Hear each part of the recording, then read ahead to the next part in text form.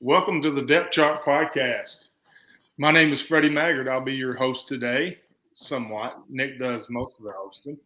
But we appreciate you tuning in this morning. I'm joined by Nick Roush in Louisville. What's up, Nick? How are we doing this morning? It was fun staying up late to watch college football without typing the night away in the press box. But I did not stay up to watch the end of the lightning delay in the Iowa Nevada game. I think my under was safe, and it was a very safe bet. So, but college football, a lot of fun. Really hurting for our guy John Summerall. Brutal loss in Boone. They had him on the ropes. But hey, we're not here to talk about what happened in Boone. We're here to talk about the Kentucky Wildcats and that 31-0 victory over Youngstown State. And we're doing it all thanks to our friends at Port Royal Plants. And Freddie, I got to try out some of the Kentucky Proud product made right there in Henry County up I-71. And so here's the thing. I'm an old man. I play in a Sunday night old man basketball league. My back, it's bad. It's bad stuff. If all I'm trying to do is just not get hurt. And Port Royal Plants really comes in clutch on those Sunday nights with their all natural CBD balm that you can rub on your back, your knees, your joints, your muscles, any sort of thing like that. Port Royal Plants has got you covered. Visit them at portroyalplants.com. Big shout out to them for sponsoring the Depth Chart podcast. And man, I'm fired up to talk a little ball this Sunday, Freddie. What'd you like about the game, Freddie? I like the final score, to be quite honest with you, and the defense. We're also joined by arguably one of the best fullback, one of the top three, I think, definitely, I think the best fullback in Kentucky history, Andy Murray out of Northern Kentucky. Andy, what do you think about this new video element we got going with the podcast? I like how it makes my head look so small. That's my favorite part. It's different, man. I'm not a makeup guy, so what you get is what you get. Yeah, there you go. Kentucky guys, 31-0 victory. Brad White continues to just impress. I mean, that defense. That defense is good. That defense is really good. But the one thing I really liked is a true freshman, Alex Safari, led the team in tackles. Just 0 for 10 on third down for Youngstown State. Kentucky completely dominated the football game from a defensive perspective, and we've seen 12 quarters of just excellent defense by Brad White, and the accolades just keep coming. Individually, Carrington Valentine, who had some got after him a little bit last year, is leading the SEC and leading the country in passes defended. That's a number Kentucky was dangerously low on last year. I didn't like losing the turnover margin at -1. The tackles for loss were way too many. 10 tackles for loss. I mean, Youngstown State is a FCS program. For me, the action across the line of scrimmage into the Kentucky backfield was far too frequent, meaning 4 quarterback sacks, 10 tackles for loss. I mean, that's got to get cleaned up. But listen, it is what it is. Kentucky won 31-0 off an excellent defensive performance and special teams. Can't forget about that. Had the block punt. Andy, I thought it was a solid win. It was a noon kickoff. All the surroundings were about the Stoop celebration, a noon kickoff after you beat Florida. It was hot. You kind of saw this coming, really, but there was only one side of the football, in my opinion, that disappointed, and you still scored 31 points, but I'm not seeing much efficiency out of that offense through the first 3 games. Well, I think yesterday was, first of all, my hat's off to the fans. I arrived about 10 o'clock, right as the start of the catwalk, and it felt like an afternoon game, a late afternoon game. The crowd was there early. The crowd packed the stadium. Yes. And that's what, to me, that's the stuff that always worried me in recruiting in the past few years is they bring these big-time kids in, and we'd have, half the stadium empty just because it was a noon game. So my hat's off to the fans. I think finally the fans are buying into Stoops and what a good job he's doing. But as far as the offense goes, I had a chance to listen to the OC's press conference this week, and that guy, I can't not wait to see him unleash this offense because I don't think he's shown us a whole lot. I mean, he's been very vanilla. The offensive line, I'm not going to blame it on it's an FCS school and they're not fired up or whatever. They've got to mesh. I think Rodriguez will help us when he gets back in the running game because he's a lot of yak, as you all know. I mean, I don't know how much yards after contact we're getting from this current backfield.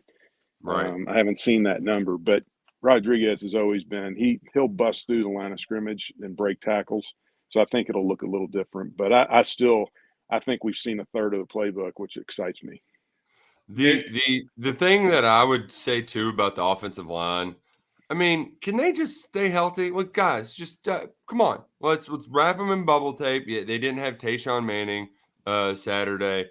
Jeremy Flax missed a couple drives as well when he went down with an injury. So it feels like the entire season they've been dealing with one or guy out or the other. And so it's been really a patchwork process. But you mentioned Rich Scangarello. He had kind of tiptoed into this, but after the game, he delivered his message to the offense, and it was, this is unacceptable. Yeah. We're better than this. Me as the optimistic guy, like I'm not going to be mad after a shutout win where you put up 31 points and 480 yards.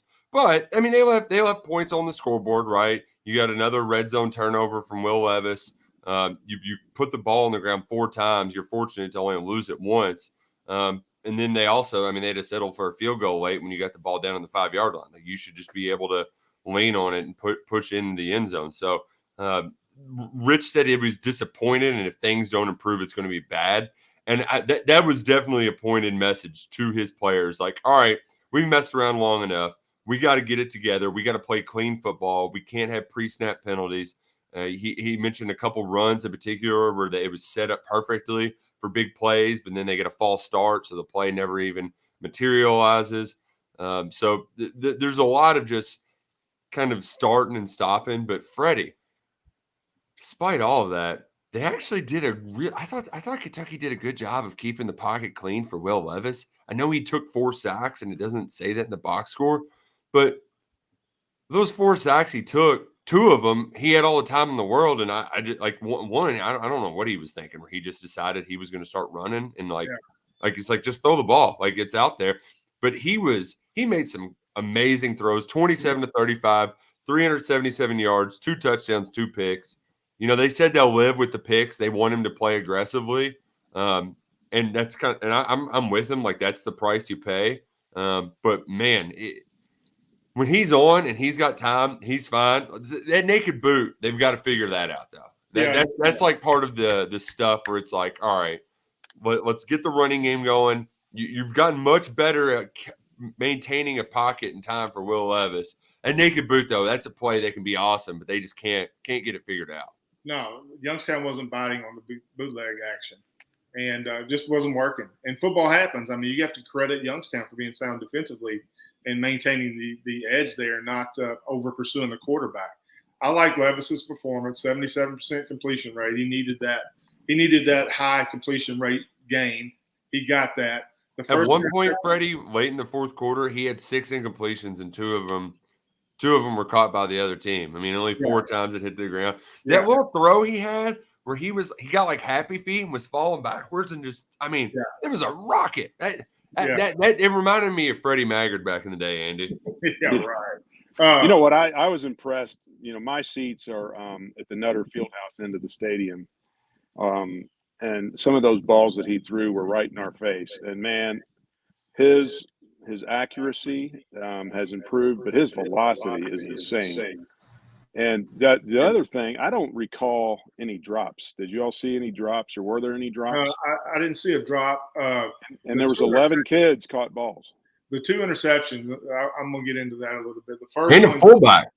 Yeah, the first interception, I think, was a freshman receiver coming off that dig route. Got to get that defender on his hip a little bit. That was on both Levis and the pass catcher. The second interception was all on Will Levis. and that was all footwork. He rushed, he jumped into the throw. Instead of setting his feet, the ball sailed on him and got picked off. Now, listen, this year, as of right now, Kentucky is a top 10 team. The way I evaluate this team and discuss it on this podcast is if I'm looking at we're talking about a top 10 team in America. So, yeah, I'm a little bit tougher on my grades on this team because I expect a lot more. And I expect a lot more out of this offense. Now I'm not. This is no excuse. And Andy, you touched on it, and Nick, you did too. There's so many offensive line combinations that are being rolled out there.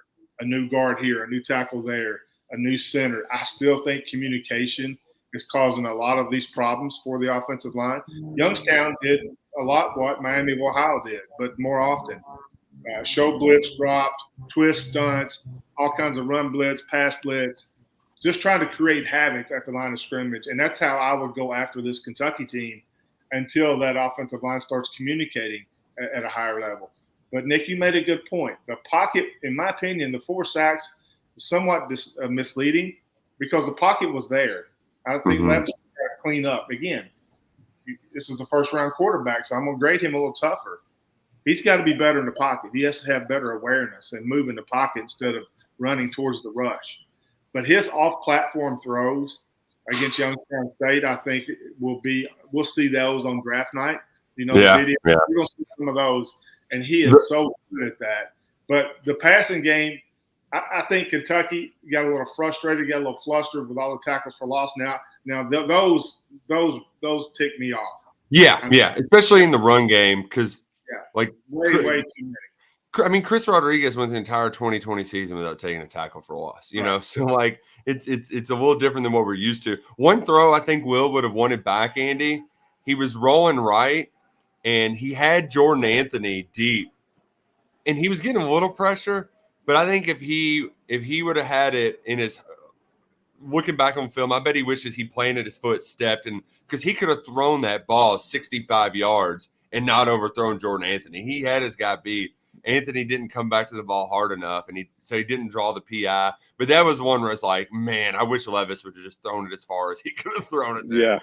Yeah. Well, there was a lot of just seeing the ball game and how we're spreading the field a little bit. I mean, it's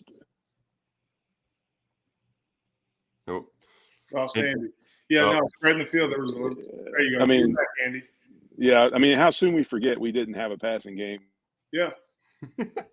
Well, and how great too, Freddie, is like I saw Ryan Lemond after the game, and I said, how about Dane? He's like, it's old news now. This is an old hat, And, but that kid is a ball player. Yeah, he's 8th in the SEC in receiving, and that's tremendous for a true freshman.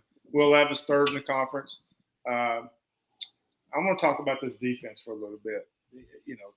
Listen, offense sells this podcast. I know that, but defense is where it's at, right? And this defense is the strength of this team, along with quarterback, and those pass catchers are pretty dynamic. But 0 for 10 on 3rd down. That is excellent. And this defense I think, is predicated on those 2 inside linebackers. Jaquez Jones, DeAndre Square are so good, and they're at the right place, right time, doing the right thing, and they're fun and a joy to watch.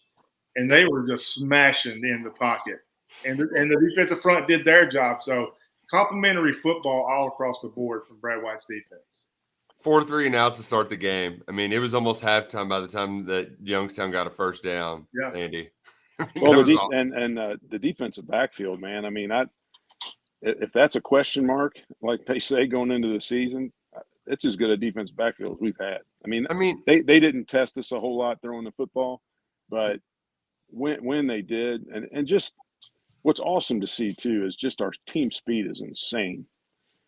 Just our closing on the ball. If they do get a ball out to somebody, we've got 4, 5, 6 guys on the ball every tackle, it seems like, and I tell you, I watched the SEC show this morning, and there's Georgia, Alabama, and everybody else. I mean, we're as good.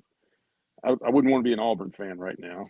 No. You know, I mean, No. there's some huge opportunity for us. And Ole Miss looks good, but Yeah. you know, they're running the football. Good luck running the football on us. I don't know. It's exciting to see, and we are just playing so confident and smooth. So I'm excited. The defense is just setting the pace too. They are awesome to watch. Yeah, I think the Ole Miss's most difficult game is next week against it's either Tulane or Tulsa. I got those teams mixed up with one another. But Georgia Tech's bad. They played a bunch of bad teams. Well, Arkansas. Yeah, I People can't wait. People love Arkansas, and Bobby almost handed them an L. They needed a punt return touchdown. They needed like 21 unanswered in the fourth quarter to get that win. Tell me you took the 25 points, Nick. Did you? Oh take man, I wish. Was, I wish. The one that was it was, but it wasn't shocking that result. Florida, Kentucky broke them, Freddie, the second straight year. Or maybe Florida's just bad and they're lucky to be 2-1. I mean, they needed some things to go their way late against Utah and USF at home to win. Yeah, that, you know, again, in the era of the transfer portal, we don't know how good these teams are or aren't at the first of the season. It's just impossible. You add on the coaching change. Florida's got some work to do. Yeah. You know what, though? I am ready to say that I think it's a Heisman year for Spencer Rattler. It wasn't last year, but I think it. Yeah, that was my next point. That South Carolina, you know, they're going to have a big comeback because they may be out of the playoff race. And that's a tough blow to handle in Columbia. Guys, let's talk. They'll still be preseason ranked 12th next year. Yeah. Oh, yeah. Let's talk about the defense after 3 games because I think, you know, it's definitely, you know, along with Will Levis, the highlight. I'm going to give you some numbers here, guys, that jumped out at me this morning. Kentucky is allowing 9.7 points per game, 102 rush yards, 152 pass, 253 total. That's third in the SEC. Number 1 in the SEC and 4th in the nation. 17.5% on third down for the season. In 3 games, Kentucky's allowing opponents to convert 17.5% of all third downs. That's comedy. It's how do you like get there, Andy? 40. You know what? How did we get to this point? I mean, what is Kentucky doing so good defensively that their opponents are just converting 17.5% on third down? Well, it's our line of scrimmage. I mean, you know, J.J. Weaver goes down yesterday. We don't miss a beat. And I forget what point in the game he actually went out, but it was early. We're too deep, and we're rotating guys, and everybody's fresh. I mean, if you're going 3 and out, you know, and your longest drives are 6-7 plays, I mean, your defense is golden all 4 quarters. And that's, to me, that's going to be the thing that pays the biggest dividend for us as the year builds on. Is having that defense fresh, you know, and not having a lot of I don't know how many plays they get a game. We used to track that when we were players, but I mean, you start thinking about saving plays over the course of the year, and then you get into these big games late in the year, and you have a lot of legs. You have a lot of guys that are playing and not hurt. Nickel and dime little injuries probably don't come into play as much, but it's our line of scrimmage, no doubt about it. The line of scrimmage and the linebackers are we're deep all the way across, and it's just that's the biggest difference. I mean, we've always had decent defense, but we've never been this deep. And we just don't drop off. You can't even tell when the second unit's in. Yeah. Or the second rotation. You can't even tell when they're in the ballgame. There is no drop off. Well, and that's SEC. The third down in particular, too, Freddie. Kentucky isn't getting a lot of sacks, but the run defense is so good that they're afraid to run it. Like if you've got 3rd and 4 or 5, that's too much, right? Like they might try on 3rd and 2 or something like that. Yeah. But they're not going to do it on 3rd and medium. So they've been trying to go after guys like Carrington Valentine, and Carrington Valentine's just like laughing at him, like, okay, keep trying to throw at me. I think also Kentucky defensively is very efficient on first and second down because they're tackling so well. this team is a very strong tackling team defensively. And what that does, it sets up third and awkward downs. I think Kentucky's putting opposing offenses in a lot of awkward third down situations. Only giving up, Nick, 3.6 yards per carry. So that scenario you just talked to, if it's 3rd and 4 or 5, I mean, Kentucky's doing work on first down, making third downs more difficult, puts offenses in an awkward position of, do we throw the ball? Do we run the ball? But if you're only allowing 3.6 yards per carry, Kentucky shutting that down. Nick, I got a question for you from your viewpoint on Saturday. The Kentucky defense we've talked about and we love played with juice Saturday, in my opinion, right? I mean, you could feel that. For me, through the television, you could feel the passion, the juice. You could tell that Kentucky had an edge on defense. Offense, this is the second home game I've seen that Kentucky just did not have that edge on offense. I mean, just didn't have the pop, didn't have the urgency. I mean, it just didn't look like that to me. Are you seeing a trend here, or do you think that Saturday against Youngstown was more of a circumstantial occurrence given the offensive line situation as far as new players rotating in and out, coming out the Florida win? Why are we seeing such a difference in the offense and defense as far as juice? It's up front. It's up front because you're dealing – I mean, there's just drive stalling negative plays, and it's because of a lack of communication up front, right? We heard a lot of good things about Eli Cox in the preseason. Well, we need to start seeing them. Yep. I mean, plain and simple. Because a lot of the responsibility falls on the center's shoulders for making sure that everybody's in order. And when they had those drives stalled out, I mean, Kentucky, that first play of the game, Freddie, I mean, it was easy. They made it look easy. And then after that, things sort of stalled out because they didn't have their stuff together.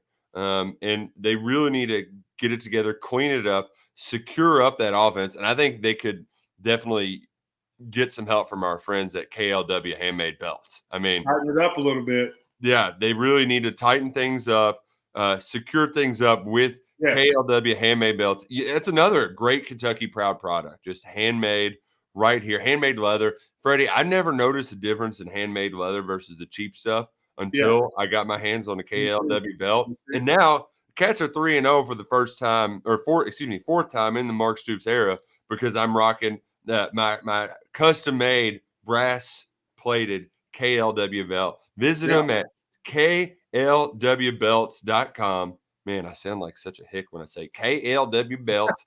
859-509-7816 is the number. No synthetics, padding, or backing, just solid leather. Check them out. Give them a call, 859-509-7816, or head to klwbelts.com. Yeah, absolutely. Let's dive into some offensive numbers because I'm 3 for 3 wins in a row wearing my KLW belt. So I'm gonna wear it to sleep now because it's my lucky belt.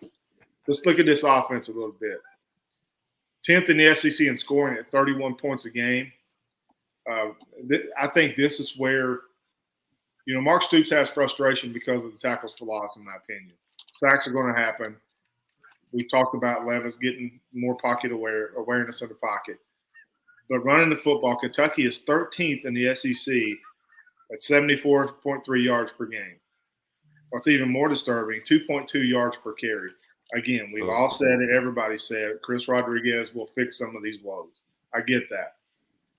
But I also have to go back to how some folks thought that with the depth in the running back room, which we don't have now, not having Rodriguez wouldn't be a big deal. It's a big deal. It's a big deal mentally. It's a big deal on the play call sheet, and we'll see that improve. Passing, Kentucky's 4th in the league. So it's a little bit different look for this Kentucky team. 294 yards a game. Nick, what I like, 9.7, almost 10 yards per pass attempt.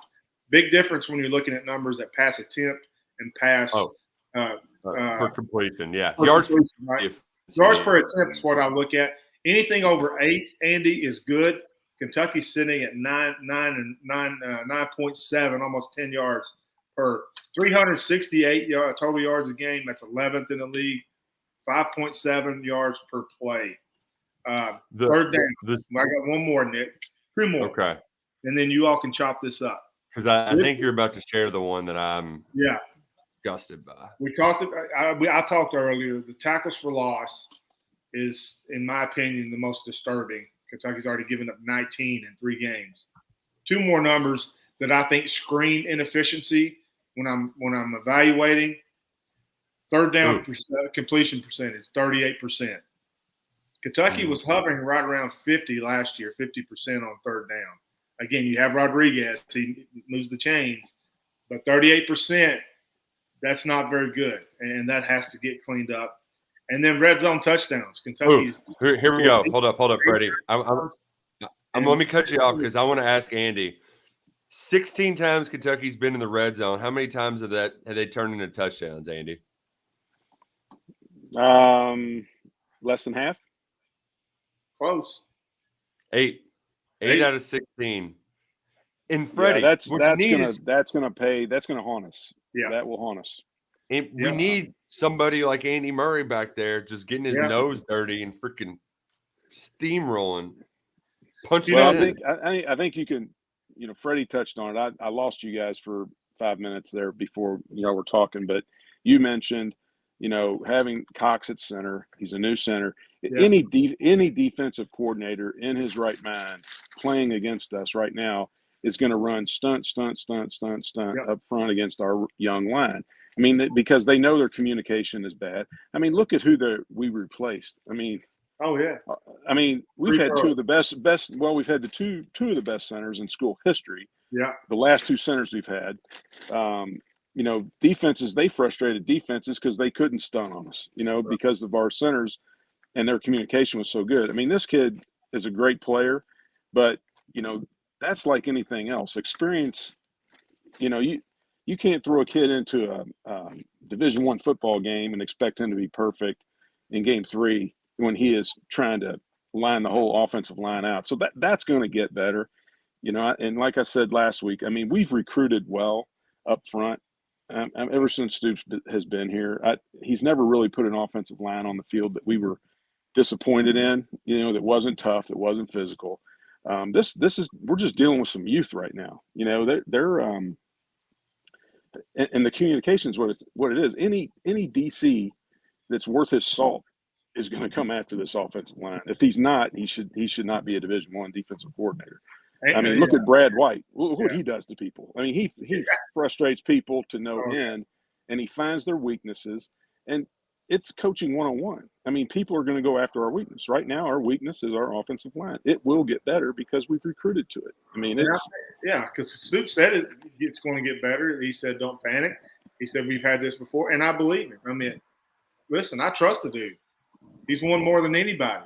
So when he says it, I believe it. But still, we have to evaluate this stuff, Andy. And I agree. What I saw Youngstown do was smart. If you noticed, a lot of times Youngstown played an even front and had that Mike linebacker walked up, standing up over top of the center. So, what are we going to do here? Or is the linebacker coming? Is the linebacker going to drop? Then if he drops, then you're going to have a twist up front. I mean, there was a lot of movement that Kentucky didn't – that picked up some, but not a lot. But Nick, I think Youngstown played Kentucky perfectly defensively and got some frustration, especially with the tackles for loss. Yeah, and that's the big bugaboo. But you know what? I do like when you have these games where there's plenty of teach tape out in a big win. And Kentucky, if you were a bettor, you probably got them at 30.5. So the Cats even covered. First shutout since 2009, thanks to some heroics from Carrington Valentine in the end zone. Like to do it against Bryce Oliver. The fourth down one that wasn't an interception might have even been a more impressive play because that looked like a touchdown and he just ripped it out at the last minute. He was outstanding. It was outstanding, as Andy said, to see all the fans there. Pre-game, we had Heroes Day with the flag, the helicopter flyover. That was great. And then the ceremony with the Stoopses and all his family. Just really cool to see them all together, for him to have that moment with his family. I know it meant a lot to him. And I know it could mean $1 million for one of you listeners out there right now, right? You could be on the field before the South Carolina game or during, I think it's at halftime. I'm not quite sure. Thanks to our friends at Eckrich. They're proud to present the $1 million challenge for teachers. They're partnering with the Extra Yards for Teachers in Kroger to invite a local teacher from for the South Carolina game October 8th. They're going to be randomly selected. Submit your teacher's name at eckrich.com. You'll find the link under the football tab. All you got to do is this teacher is going to have to hit a target to win up to $1 million in donations for their classroom. So get your teacher signed up now at eckrich.com for an awesome ceremony for that Kentucky-South Carolina game where I'm sure the Cats will be 21-point underdogs because South Carolina is the greatest team to ever score only one touchdown against Georgia. All right, I'm going to talk about two more numbers here defensively that makes the third down conversion ratio that much more impressive. Nick, Andy, Kentucky is 7th in the SEC with only 6 quarterback sacks. Kentucky's 10th in the league with just 12 tackles for loss, yet 3rd in the conference in total defense at 253 yards a game. So, I mean, that's just amazing. That is that. You know how we said earlier how the offense, the numbers we provided screams inefficiency. Those two numbers, given the overall results about this defense, screams efficiency, right? This is just a defense that's getting after it, Nick Roush. And I again, this is, you know, I've said it since day one. I've been on the Brad White fan club since day one, and man, he is just getting it done, man. Yeah, and it's classic Stoops because you don't have to have a lot of havoc to be successful under him. Right. Like Andy, they're just keeping everything in front of them and then allowing like no yards after the play. It's impressive. Well, and the other thing too is our size up front. Jeez, Pete. I mean, yeah, that's got to be given the quarterbacks a fit. You know, even at pre-snap. I mean, we are just massive across the front. I mean, when they look huge from the 30th row. I mean, that's saying something. And the other thing, Brad, if you I love listening to Brad White's players talk because they are all students of the game. He makes them so that they know their opponent. I mean, and that's just film study, and that's respect for him because those kids are responding to what he's teaching, and he's got them believing because they're all, you know, putting in the extra time. And that's at the end of the day. I mean, you got to have the players. But you got to have everybody on the same page, and you got to have that belief. And these guys, man, you talk about an organization that's all going in the same direction. That defense, 1 and 2 deep, is all on the same page, and that's huge. I mean, that's you always hear about teams that are struggling, and they have issues in the locker rooms, meeting rooms. Players don't like each other, blah. You know, all these different things that go on. This guy is going to be an awesome head coach because his players are buying into everything he's telling them. And the guy's great. I mean, his demeanor, but his players, if you listen to him in interviews, I mean, they know exactly what their opponent's doing or what they did. And it's because of him and getting them to believe in what he's doing. And their pregame preparation is just off the charts. It's great. And you'll see that from the offense. Like I said, that offense is just trying to gel. They're young. That defense has played together for a while, especially up front, and they're all believers. And Brad White. I'm gonna put this in context and add a little perspective to the Kentucky defense in 2022. Corey Price, who does just such a great job. Andy, this will speak to you as well. Kentucky football has held each of their first 3 opponents of the season to under 300 yards of total offense for the first time since Andy Murray's senior year at Kentucky in 1989.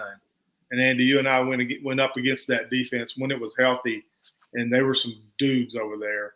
So that just goes to show you how his there was NFL talent, and I'm not so sure every kid on our first 11 doesn't get a shot in the NFL. Right. You know, really in our first 22, we have NFL talent again.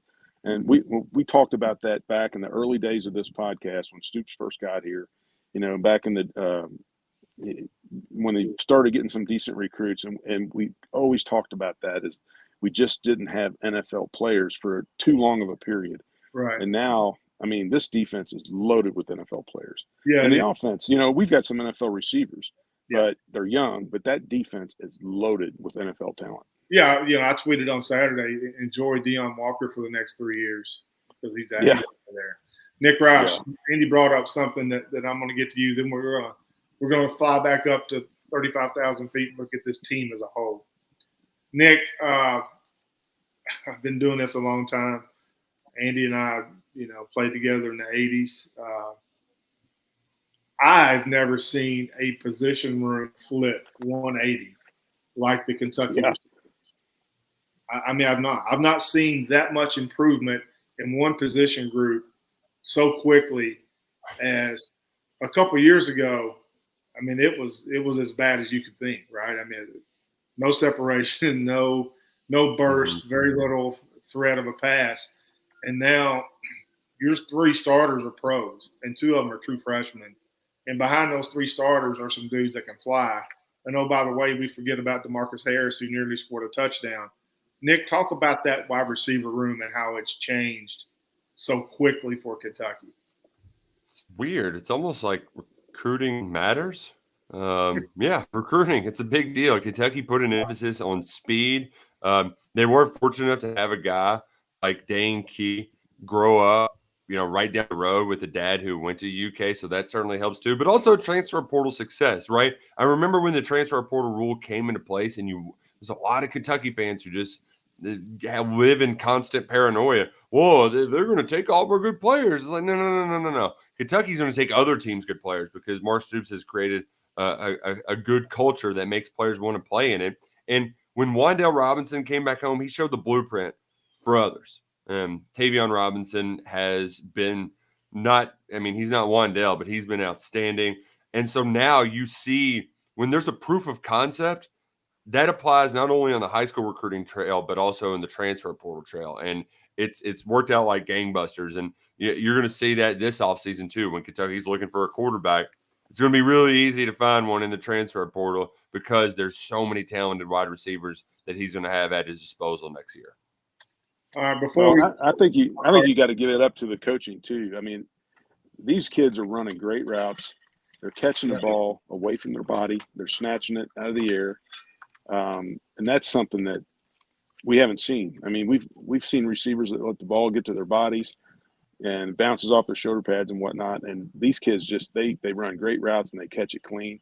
And I think the big word would be confidence. I think the confidence is just watching that Key run around on the field. I mean, the kid plays with confidence, and he's a freshman. I mean, that's just crazy to me. But that he will bring guys with him, and he's just one example. But I think there's just an air of confidence in that room, and I think confidence comes from knowledge. So the coaching has to be pretty good in that room. All right, let's just put the Youngstown State victory to bed here. Couple sentences, starting with you, Nick. Give me your 2-sentence take on the Cats' 31-0 win. Love a good shutout. Shout out to the defense. They're carrying this team while the offense figures itself out. There's a lot to like about the offense.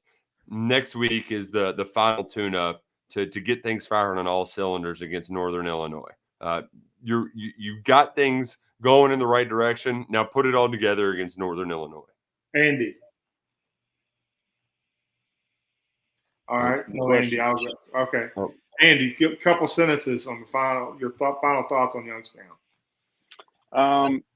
Good clean football. I watched the game with the high school coach that coached here at Simon Kent and Jeff Marksberry, and we just talked the whole time during the game about what a joy it is to watch good, clean, solid football. Good tackling, blocking, scheme, everything. Things will come together as the year goes on. Like I said, we've recruited well, the players develop, and this team will look totally different in the second half of this season. I'm going to go with not panicked, frustrating yet productive offense led by an absolute dude at quarterback and exciting pass catchers. Dominant defense, extremely well coached, efficient. Third phase, got it done. block punt, solid. That's my final take on Youngstown. Now let's get to 35,000 feet. Let's look at this Wildcat team as a whole, with a body of work of 3 games. Don't want to look too far ahead. Northern Illinois, or not? Who is it? Who's our opponent? Northern Illinois. Northern Illinois. Okay, lost to Vanderbilt by 10. So let's just look at this team and tell me what your take is on the 2022 Wildcats after 3 games. Nick Roush. They are kind of who we thought they were. Really need the running game to get going, though. I mean, that's still just too inefficient in the run game. Once that happens, Will Levis has, I think he's I'm not going to say he's taken the step, but he's moving everything we wanted to see from him in the offseason. He's going in that right direction thanks to some talented wide receivers. So I like where Kentucky's at right now. But Northern Illinois, I mean, they gave up like 40 points to Vandy. UK should be able to drop a 60 burger next week. Like I want to see that. I want to see the running game pop a few big runs and just to give you a little confidence going into that Ole Miss game. Andy. I'm just going to go back to the talent and the depth and the development, man. This team is just going to continue to get better. I think it's hilarious that we're sitting here talking about a 3-0 team that's not played well. It's awesome to think that the things that we are critiquing, that if we could all just blink and go back a few years, 5 years, 6 years, and think about some of the frustrations. I mean, this team just needs to gel. We have all the pieces in place. They just need to come together a little bit more. Obviously, defense, keeping them off the field, which is going to benefit us long term. They're getting less snaps, which is great. We've had teams that the defense had all the snaps, so that doesn't work out well. So I just think everybody be patient and watch this thing gel. It's going to be fun. Am I fair, guys, to grade Kentucky on a higher curve because they're top 10? We're year 10 of Mark Stoops, and we expect this team to be good, right? Am I fair to do that? Yeah, you certainly are. I mean, it's no fun to think everything's all candy and roses after you shut out an FCS team. Like, yeah. you should always want more. I'm gonna end this podcast on my take here, guys. I think Kentucky defensively can win football games for you. I think Will Levis has proven that he can take over a football game and win that for you. Not panicked about this offensive line. I think it'll work itself out. I trust Stoops when he says it's going to, because he's earned my trust many times. So I think we're grading this team at a higher level because we expect more out of this team because there's so much talent there and so much potential. But this is, Andy said it best. Kentucky's 3-0 and not played real on offense for the majority of those 3 games. But that defense can win you games, and that is a testament to recruiting and development and coaching by Brad White and his staff. But anyway, thank you all for listening to the Depth Chart Podcast and watching now, Andy. We got video, and our enormous craniums are all over the deck. So that's why I put that tree in the background to kind of help me. Yeah, I don't have anything to take away from my head, and it just looks large. Your little Jaguar logo looks like a pencil drew it in there. It's so small. And Nick, what's going on with your hat, man? Is that an Eastern Michigan hat? No, East Mississippi Lions. Oh, East Mississippi Community College, home of Darius Smith. You like that? Oh, man. I like that. Well, thank you all for listening. I hope you like this podcast. Download it and follow us. We'll be back next Sunday after Kentucky plays Northern Illinois. So go Cats, go Kroger. See you guys. See ya.